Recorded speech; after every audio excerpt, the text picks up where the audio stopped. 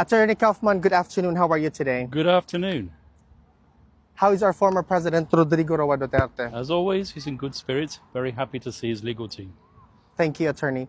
Attorney, after submitting the renewed request for the interim release of the former President Rodrigo Roa Duterte, what is the expected timeline for the pretrial chamber to issue its decision? Well, it's customary that the chambers rule on such requests as quickly as possible. So we anticipate within a week or two, we should have a decision. Based on ICC practice, Attorney, are there specific procedural rules and guides how quickly such requests should be resolved? Well, they should be resolved. The statutory framework requires that requests for interim release are resolved as soon as possible. Attorney, regarding your motion to defer adjudication of the jurisdictional challenge, it is correct that the pretrial chamber must first decide on the interim release request before the turning to jurisdiction. Is that what we are aiming for here? Well, I don't think the sequencing is quite correct there.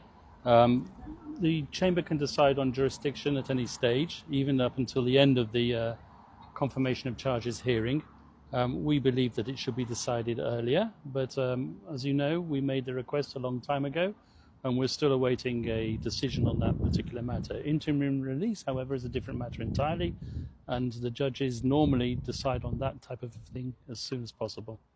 So, Attorney, it is possible, just to make it clearer, that on jurisdiction, it is possible that the decision on jurisdiction could only come after the confirmation of charges hearing. At the end of the confirmation of charges hearing, it's possible. However, I believe that the decision on the jurisdictional challenge will be earlier. Interim release, I believe that should be within a few weeks. Does that affect the strategy of the defense? Not really. We hope that the former president will be released. We believe he should be released, and we hope that it will happen. Attorney, if the court ultimately decides not to proceed to trial, what happens to the unresolved motions, such as those jurisdictional challenge or interim release? Will they simply be moot or academic? They will be moot and academic, yes, exactly. I mean, if the case doesn't go to trial, it's because there isn't enough evidence to satisfy the substantial grounds to satisfy the court that the former president committed crimes. So there's no case to answer, as it were. Attorney Kaufman, on a different matter, media reports claim you withdrew the request to disqualify Chief Prosecutor Karim Khan before the appeals chamber. Can you clarify whether this is accurate? No, it's totally false. That's based on an incorrect reading that some reporter, I forget which journal it was, had of something that was published on the website. And like you, Alvin, who didn't unfortunately read the fine details, what was published on the ICC website was an earlier motion that we filed in April, where the prosecutor had notified his supposed lack of conflict of interest. We relied on what's called the presumption of prosecutorial regularity. Didn't feel that there was a need to basically contradict what the former prosecutor had said. I say the former prosecutor, the current prosecutor, but he's currently on self-imposed leave. And then, at the end of June, we were suddenly disclosed the motion that he'd filed on behalf of the victims that he had represented. He'd represented more than 100 victims. The number, the nature of the representation were not known to us in advance. That's why we have reintroduced the request for the disqualification of the prosecutor. Attorney, if the appeals chamber grants your request and Prosecutor Khan is disqualified, what would be the immediate and long-term significance of these developments? Well, immediate and long-term significance won't be too great because effectively, as I've told you just now, he's on self-imposed leave because of the allegations made against him. However, there is an additional aspect to the request to disqualify Karim Khan. We argue that the very fact of his involvement as a victim's representative and subsequently becoming the prosecutor means that the investigation itself against the former president has been contaminated. Okay. Attorney, does that also mean that there is a requirement to change prosecutorial leadership or potentially delay the proceedings? No, because at the current moment in time, the person who's handling the prosecution, technically speaking, is Deputy Prosecutor Niang, and there's an American prosecutor who's handling the case on a daily basis. Attorney Kaufman, media outlets have been criticized for inaccurate or negligent reporting on these proceedings, particularly on sensitive matters. What is your response to this? Well, I think it's a justified criticism. People jump to conclusions on the basis of what they see on the website. They don't bother reading the fine print, and they see the glaring headlines, think it's newsworthy, and immediately publish without applying the brain too much. Do you believe that such reporting could prejudice public opinion or even affect the fairness of the proceedings? Sometimes it's liable to do so, indeed, yeah. Attorney, just to piggyback on that, given that during the administration of former President Rodrigo Roa Duterte, certain media reports were arguably published with negligence in fact-checking or appeared to have been influenced by external directives, can such circumstances be invoked to challenge the credibility and evidentiary weight of media-based accounts presented before the International Criminal Court? Well, it's a rather long question, Alvin, but I'll do my best to answer. It's quite well known that at the International Criminal Court, cases start off on the basis of media reports. And in fact, one of the criticisms leveled at the prosecution in the past has been a heavy reliance on open source materials. In the present case, there has been obviously a large amount of media involvement. There's also been, however, a large amount of civil society organizations involved, victims' representations. The prosecution here have gathered substantial evidence, it must be said. So the case against the former president isn't totally relying on media material, I can put it that way.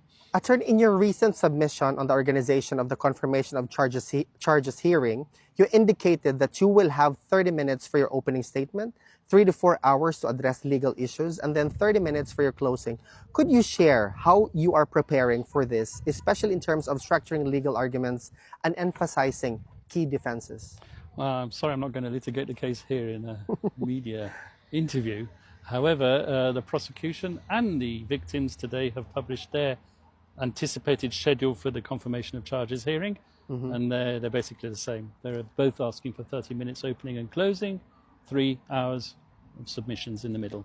Do you know, Attorney KAUFMAN, if the confirmation of charges hearing will be streamed online for public and observers in the Philippines or globally? 100% yes, it will be available online, probably with a 30 minutes delay, because things can be said that shouldn't be said during a hearing in open session. The prosecution have announced that there will be a few instances where they'll need to go into private session, closed session, in order to protect victims or witnesses' interests. We might need the same as well, but the general rule is you try to minimize as much as possible private or closed sessions so that the public can be exposed to the hearing. Attorney KAUFMAN, just to put things in proper perspective and also for the public to have a proper thought on the matter, could you clarify the distinction between the ICC's pre-trial phase and the trial phase? So pre-trial phase is when you're building up to this big hearing, which is going to take place in September, according to the current schedule, the confirmation of charges hearing. This is when the prosecution get the first opportunity to present their case, and the defense get their first opportunity to challenge the prosecution evidence. Essentially, the prosecution have to convince the judges that there are substantial grounds to believe that the suspect, in this case the former president, committed the crimes which the prosecution alleges he committed. This is a higher standard, a higher evidentiary standard than the reasonable suspicion standard, which is sufficient to get someone arrested.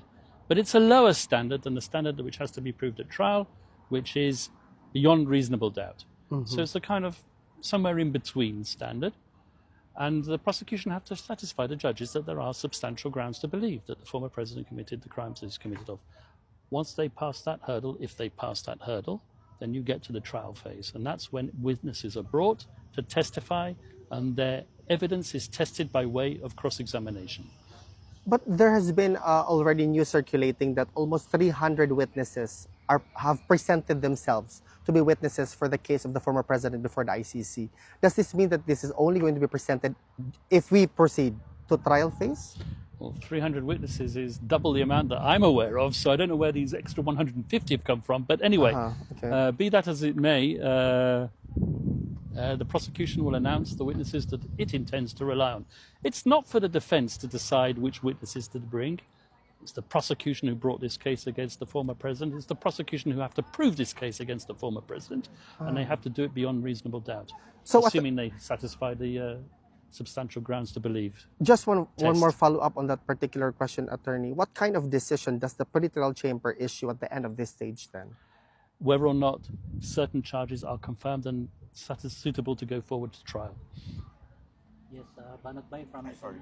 Attorney Kaufman, given that Arturo Las Cañas, one of the key witnesses against former President Duterte, now faces an arrest warrant in the Philippines for cyber libel, how this affect his credibility before the ICC and the strength of the case against PRRD? I'm not allowed to comment on evidence. You have to excuse me on that. I can't comment on whether or not Las Cañas is a witness or isn't a witness, and I can't comment on whatever aspect of his evidence might be relevant or not relevant to the proceedings.